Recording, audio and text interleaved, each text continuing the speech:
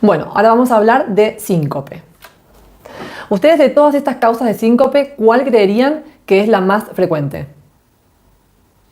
Bien, en general la más frecuente es el ortostático y el vagal. Bien, ¿qué es el síncope? El síncope es la pérdida súbita de la conciencia con pérdida del tono postural momentánea de pocos segundos de duración y con restitución ad integrum, sin secuelas y sin que medie ninguna maniobra de reanimación, ¿sí? Esa es la definición de síncope.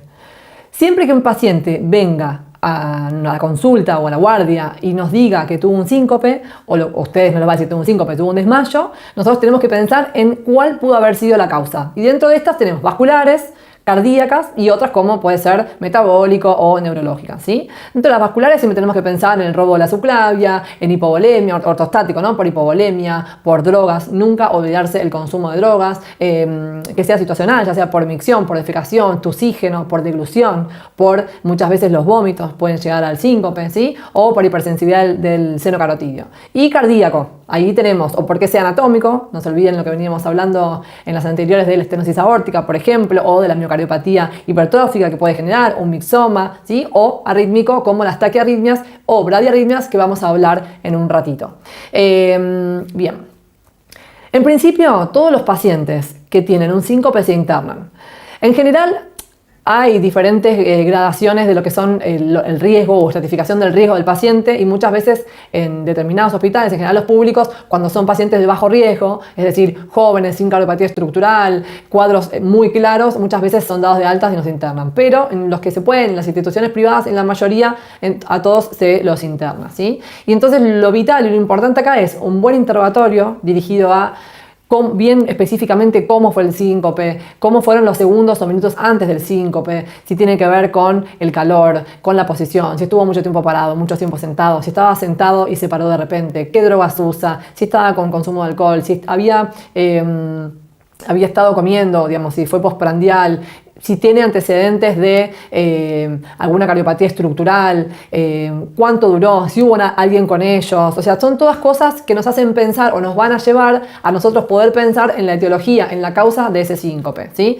Entonces el interrogatorio es fundamental. Si está utilizando fármacos y para qué? Bien, si no tuvo ningún pródromo, si relajó esfínteres. O sea, son todas cosas que son muy importantes a la hora de no solo de definir el síncope, sino también de la situación y el posible diagnóstico de por qué se pudo haber dado.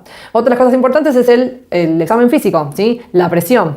Uno le toma la presión parado, la presión sentado. Siempre tiene que ver si hay ortostatismo, es decir, si hay caída de más de 20 milímetros de mercurio de la sistólica o de 10 milímetros de mercurio de la diastólica para decir, con síntomas, ¿no? Para decir que este paciente es ortostático. Si tiene que ver con el esfuerzo, muchas veces los síncopes se dan por el esfuerzo, entonces nosotros en el examen físico vamos a buscar soplos a nivel aórtico, pensando en una estenosis aórtica severa o en una miocardiopatía hipertrófica, soplos carotidios pensando en enfermedad vascular, ¿sí? Paciente con insuficiencia cardíaca, etc. O sea, es muy importante el interrogatorio, el examen físico y un electrocardiograma. No es lo mismo un síncope en un electrocardiograma normal que anormal. Si bien el electrocardiograma muchas veces la sensibilidad y especificidad depende un poquito de la patología en la cual nosotros nos estemos buscándola o refiriendo. Bien, el electrocardiograma puede ser desde normal, extrasistolias, encontrar una arritmia, cualquier tipo de trastorno del ritmo, ¿sí? Nosotros nos podemos ayudar en pacientes que fueron síncopes vagales claros, que su electrocardiograma es normal y que el examen físico es completamente normal. Podemos ayudarnos con el masaje del seno carotidio para ver si con esto desencadenamos algún tipo de bradicardia e hipotensión arterial y con esto el síncope, ¿sí? Obviamente hay que tener mucho cuidado en pacientes añosos, hay que auscultar bien previamente las carótidas para ver que no haya soplos porque podemos hacer un desprendimiento de placa y nosotros generarle un ACV, que no estaríamos queriendo eso.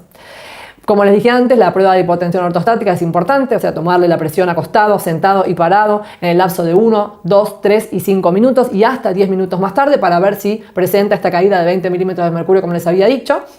Y como están internados, hacer un monitoreo cardiológico continuo. Eso significa que el paciente va a estar conectado a un monitor las 24 horas que esté en la unidad coronaria o terapia intensiva para ver si en ese lapso aparece o no alguna arritmia o algún trastorno.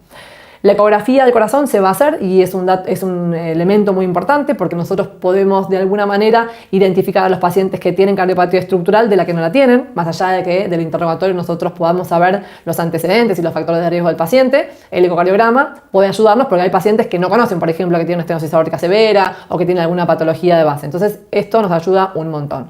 En el caso de que los pacientes tengan cuadros vagales bastante característicos, que sea bastante claro el relato y que queramos realmente identificar bien y ponerles el sello, lo que vamos a hacer es un tilt test, que es una camilla basculante que lo que hace es posicionar al paciente en diferentes posiciones de entre 60 o 80 grados y tomarle la presión y la frecuencia cardíaca y con esto ver si el paciente genera síntomas en todo este movimiento. Si lo hace, esto se llama tilt test positivo y el paciente tiene un síncope ortostático, ¿sí? En el caso de que el cuadro no quede grave, no quede claro o que sea en pacientes, por ejemplo, si el paciente tiene antecedentes de cardiopatía isquémica, yo la verdad que no voy a pensar en un síncope vasovagal. Obviamente va a depender del relato, a veces es muy claro y sí, pero por lo general uno piensa más en un síncope de causa arrítmica. Entonces ahí lo que más nos va a ayudar es realizar un estudio electrofisiológico para ver si uno puede desencadenar la arritmia.